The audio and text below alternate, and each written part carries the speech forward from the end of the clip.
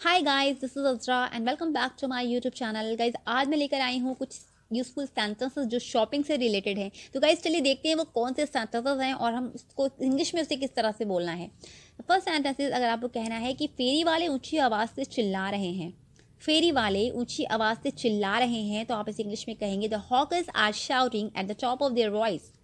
The hawkers are shouting at the top of their voice. Hawkers कहते हैं फेरी वाले को जो सामान बेच जो तेज से चिल्ला करके जो सामान बेचते हैं उन्हें हम हॉकर्स कहते हैं। And the next sentence is, अगर आपको कहना है कि यह कपड़ा घटिया दर्जे का है, यह कपड़ा अच्छी क्वालिटी का नहीं है यानी घटिया दर्जे का है, तो आप इसे इंग्लिश में कहेंगे this cloth is of inferior quality. This cloth is of N inferior quality. And the next sentence is, अगर आपको कहना है कि यह चीज़ जो है कौड़ियों के भाव में बिक रही है, यह चीज़ तो कौड़ियों के भाव में बिक रही है, तो आप इसे इंग्लिश में कहेंगे this article is selling at a throw away price. This article is selling at a throw away price. Throw away price कहते हैं हम कौड़ियों में बिकने को, थ्रो अवे प्राइस कहते हैं। And the next sentence is, अगर आपको कहना है कि आजकल व्यापार में मंदा है, आजकल व्यापार में मंदा है, तो आप इसे इंग्लिश में कहेंगे there is a depression in trade these days. There is a depression in trade these days. या फिर आप इसको ऐसे भी कह सकते हैं there is a slump in business these days. There is a slump in business these days. And the next sentence is, अगर आपको कहना है कि यह किताब धड़ाधड़ बिक रही है, यह किताब धड़ाधड़ बिक रही है, तो आप इसे इंग्लिश में कहेंगे this book is selling like hot cakes.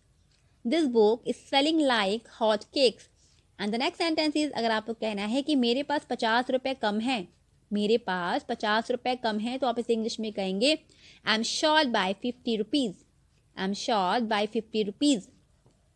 And the next sentence, अगर आपको कहना है कि यह हलवाई बासी वस्तुएं बेचता है, यानी यह हलवाई बासी चीज़ें बेचता है, तो आप इसे इंग्लिश में कहेंगे this confectioner sells stale things. This confectioner sells stale things. Stale कहते हैं हम बासी चीज़ों को और कन्फेक्शनर कहते हैं हम हलवाई को। And the next sentence is, अगर आपको कहना है कि तुमने मुझे 1 रुपये कम दिया है, तुमने मुझे 1 रुपया कम दिया है, तो आप इसे इंग्लिश में कहेंगे you have given me 1 rupee less. You have given me 1 rupee less. And the next sentence is, अगर आपको कहना है कि यह शर्ट धोने पर सिकुड़ जाती है, यह शर्ट धोने पर सिकुड़ जाती है, तो आप इसे इंग्लिश में कहेंगे this shirt shrinks on washing. This shirt shrinks on washing.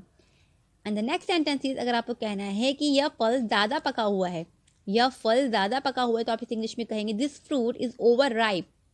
This fruit is over ripe. And the next sentence is, अगर आपको कहना है कि हड़ताल की वजह से सब काम बंद हैं, हड़ताल की वजह से सब काम बंद है, तो आप इसे इंग्लिश में कहेंगे everything is closed because of strike. Everything is closed because of the strike. And the next sentence is, अगर आपको कहना है कि हर तरह का कपड़ा इस दुकान से मिल सकता है, हर तरह का कपड़ा इस दुकान से मिल सकता है, तो आप इसे कहेंगे all varieties of cloth are available at this shop. All varieties of cloth are available at this shop. And the next sentence is, अगर आपको कहना है कि यह किताब खूब चलती है, यह किताब खूब चलती है, तो आप इस इंग्लिश में कहेंगे this book is very popular. This book is very popular.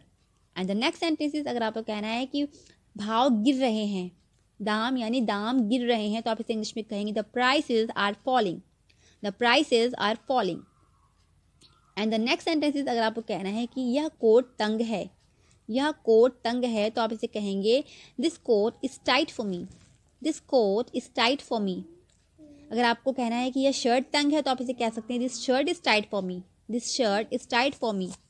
And the next sentence is, अगर आपको कहना है कि यह कुर्सी 200 रुपये में बहुत सस्ती है, यह कुर्सी 200 रुपये में बहुत सस्ती है, तो आप इसे इंग्लिश में कहेंगे this chair is quite cheap for 200 rupees. This chair is quite cheap for 200 rupees. And the next sentence is, अगर आपको कहना है कि बाल बहुत छोटे मत काटना, बाल बहुत छोटे मत काटना, तो आप इसे इंग्लिश में कहेंगे don't cut the hair too short.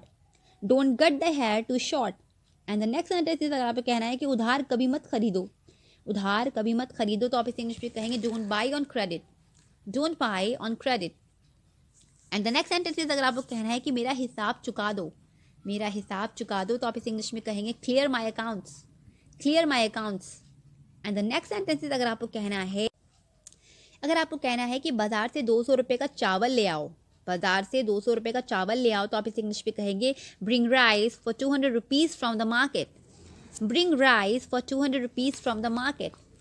And the next sentence is, अगर आपको कहना है कि क्या तुम्हें अपना जूता पैर में काटता है, यानी क्या तुम्हें अपना जूता पाँव में काटता है, तो आप इसे इंग्लिश में कहेंगे does your shoe pinch you, does your shoe pinch you.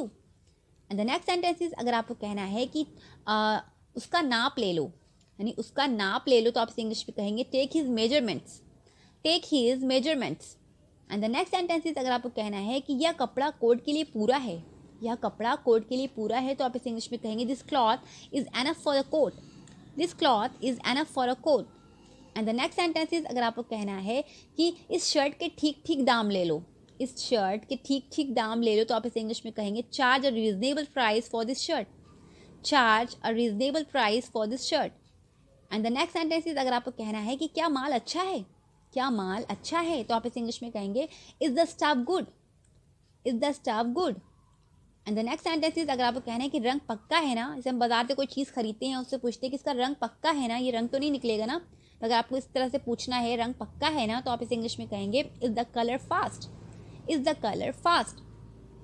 And the next sentence is, अगर आपको कहना है कि यहाँ से बाजार कितनी दूर है, यहाँ से बाजार कितनी दूर है, तो आप इसे इंग्लिश में कहेंगे how far is the market from here, how far is the market from here. And the next sentence is, अगर आपको कहना है कि काफ़ी दूर है, काफ़ी दूर है, तो आप इसे इंग्लिश में कहेंगे it's quite far, it's quite far. And the next sentence is, अगर आपको कहना है कि अगर तुम एक ही जगह से सारी चीज़ें खरीदना चाहते हो तो सुपर बाजार में जाओ, यानी अगर तुम एक ही जगह से सारी चीज़ें खरीदना चाहते हो तो सुपर मार्केट में जाओ, तो आप इसे इंग्लिश में कहेंगे if you want to buy everything from one place go to supermarket, if you want to buy everything from one place go to supermarket. And the next sentence is, अगर आपको कहना है कि यह दुकानदार मिलावट की हुई चीज़ें बेचता है, यह दुकानदार मिलावट की हुई चीज़ें बेचता है, तो आप इस इंग्लिश में कहेंगे this shopkeeper sells adulterated things, this shopkeeper sells adulterated things. And the next sentence is, अगर आपको कहना है कि क्या आप चेक स्वीकार करते हैं, यानी क्या आप चेक लेते हैं, तो आप इस इंग्लिश में कहेंगे do you accept cheques, do you accept cheques. And the next sentence is, अगर आपको कहना है कि यह गंदा है, यानी यह मैला है या गंदा है, तो आप इसे इंग्लिश में कहेंगे it's soiled, it is soiled, या आप कह सकते हैं आप it's dirty, it's dirty. And the next sentence is, अगर आपको कहना है कि यह फटा हुआ है, यह फटा हुआ है, तो आप इसे इंग्लिश में कहेंगे it's torn, it's torn.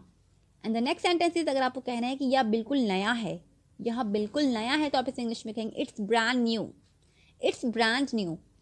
And the next sentence is, अगर आपको कहना है कि यह दुकानदार उधार चीज़ें नहीं बेचता, यह दुकानदार उधार चीज़ें नहीं बेचता, तो आप इसे इंग्लिश में कहेंगे this shopkeeper doesn't sell things on credit, this shopkeeper doesn't sell things on credit. तो गाइज ये थे यूजफुल सेंटेंसेस जो शॉपिंग से रिलेटेड हैं। आई होप आपको समझ में आ गए होंगे। अगर आपको कोई डाउट रह गया हो तो प्लीज़ मुझे कमेंट सेक्शन में लिख सकते हैं। अगर आपको आज का वीडियो अच्छा लगा हो, आपने कुछ भी सीखा हो, तो प्लीज़ मेरे चैनल को लाइक और सब्सक्राइब कर दें, अपने दोस्तों के साथ शेयर कर दिए। तो गाइज मिलती हूँ नेक्स्ट वीडियो में नेक्स्ट क्लास के साथ। Till then keep practising. Thank you so much guys for watching this video. Bye bye.